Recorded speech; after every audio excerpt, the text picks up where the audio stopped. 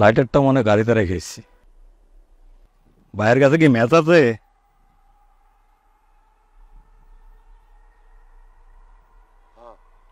ধন্যবাদ ভাই। ভাইজানের বাড়ি কি এখানেই? এই তো পিছনে। কি করেন? নৌকা আছে, মাছ ধরি। বাচ্চা কাচ্চা আছে 4 জন। এই নৌকা দিয়ে মাছ ধরে পরিবার চালাইতে পারেন? চলে, চললে যায়, আল্লাহ চালায়। ছেলে মেয়ের ভবিষ্যৎ? সত্য ভবিষ্যৎ নিয়ে ভাবি না, আল্লাহর মাল আল্লাহ দে। ভাই শোনেন, এই যে বর্তমানে আপনার যে অবস্থা, তার চেয়ে অনেক খারাপ অবস্থা একসময় আমার ছিল। কিন্তু আজকে আমার 2টা জুতার ফ্যাক্টরি, একটা বিড়ির ফ্যাক্টরি।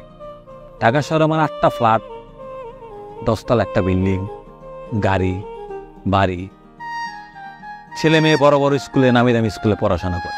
এটা দিয়ে আমি কি করুন? আরে ভাই, আজকে আমার যে অবস্থা সেটা তো এমনি এমনি হয় নাই। এই জন্য আমাকে পরিশ্রম করতে হয়েছে, প্রচুর পরিমাণে দিনে রাতে পরিশ্রম করছি, আমার মেধা কাটাইছি। এরপর আমি আজকে এই অবস্থায়। এই যে আপনি বললেন ছেলে মেয়ের ভবিষ্যৎ দেখবে আল্লাহ, খালি আল্লাহর উপরে ছেড়ে দিলে তো হবে না, নিজেকে পরিশ্রম করতে হবে। পরিশ্রমের কোনো বিকল্প নাই। আমি আপনাকে একটা পরামর্শ দিই, দেখ,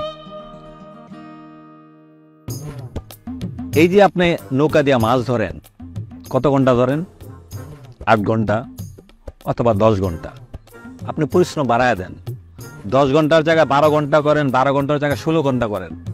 করলাম, তাতে কি হইল? আপনার আয় বাড়লো। আয়ের কিছু অংশ আপনি পরিবারে ব্যয় করবেন, কিছু অংশ সঞ্চয় করবেন। করলাম, সঞ্চয় করলাম। এইভাবে সঞ্চয় করার পর আপনি আরেকটা নৌকা কিনেন। কিনলাম আরেকটা নৌকা। এই 2টা নৌকার মধ্যে একটা আপনি থাকবেন, আর একটা আপনার কর্মচারী থাকবে। থাকলো, 2 নৌকা দিয়া আপনি মাছ ধরলেন, আয় করলেন, টাকা জমাইলেন, আরেকটা নৌকা কিনেন। কিনলাম আরেকটা নৌকা। এই 3টা নৌকা দিয়া আপনি মাছ ধরেন, আয় করলেন, টাকা জমাইলেন, পরিবারে ব্যয় করলেন, আরেকটা নৌকা কিনেন। 4টে নৌকা। এই 4টা নৌকা দিয়ে আপনি দিনে রাত কাজ করবেন, পরিশ্রম করবেন, নিজের মেধা দিয়া কাজ করে আগায় যাবেন, টাকা সঞ্চয় করবেন, তারপর এক সময় নৌকা বিক্রি করে দেন। বিক্রি করে দিন? হ্যাঁ, আপনি নৌকা বিক্রি করে একটা ট্রলার কিনবেন। হ্যাঁ, কিনলাম, একটা ট্রলার কিনলাম। ওই ট্রলারে থাকবে আপনি আর আপনার লোকজন, প্রচুর মাছ, প্রচুর ইনকাম চলতেছে। দিনের পর দিন পরিশ্রম করে যাচ্ছেন, টাকা জমাচ্ছেন, তারপরে ট্রলারটা বিক্রি করে ফেলা দিলাম। বিক্রি করে দেয়া একটা বড় ট্রলার কিনেন, যেই ট্রলার দিয়ে সমুদ্রে মাছ শিকার করা যায়। বড় ট্রলার কিনলাম। কিন্তু সমুদ্র আপনি যাবেন না, সমুদ্রে যাওয়া তো রিস্ক, যে কোনো সময় প্রাণনাশ হইতে পারে। ওইখানে যাবে আপনার লোকজন, আপনার কর্মচারী, তারা মাছ ধরবে, আপনি শুধু মোকামে বসা টাকার হিসাব করবেন, টাকা গুনবেন। গুনলাম। এখন আপনি এই ট্রলার আর আপনার মাছের ব্যবসা দেখায় ব্যাংক থেকে বড় পরিমাণে লোন নেবেন। নিলাম, লোন নিলাম। এই লোন নিয়ে আপনি একটা জাহাজ কিনবেন, বড় জাহাজ। বড় জাহাজ কিনলাম। এরপর মাছ বিক্রি করা বন্ধ করে বন্ধ করে দিব? হ্যাঁ, আপনি ঢাকায় বড় একটা অফিস নেন, সেখানে বিবিএ করা, এমবিএ করা পোলাপান আপনার কর্মচারী হিসেবে নেবেন। আর দেশে কোনো মাছ বিক্রি করবেন না, সব মাছ বিদেশে এক্সপোর্ট করবেন। খালি ডলার আসবে, ডলার।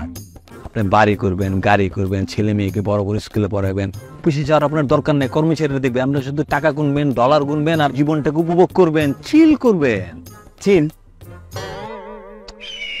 আরে ভাই, চিল মানে এনজয়, মজা করবেন, মজা। মানে?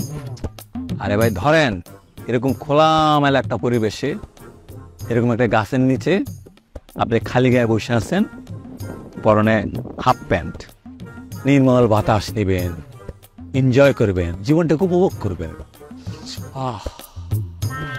এই এত কিছু কইরা, এত টাকা কামাই, এত কষ্ট কইরা, এই হাফ প্যান্ট পইরা খালি গায়ে গাছের নিচে বসে থাকুন? হ্যাঁ, এনজয়। তাইলে আমি এখন কি বান্না ছিড়তাছি? এই গাছের নিচে বসার লাগে আমার এত কিছু করার কি দরকার? চল মিয়া, উঠেন উঠেন।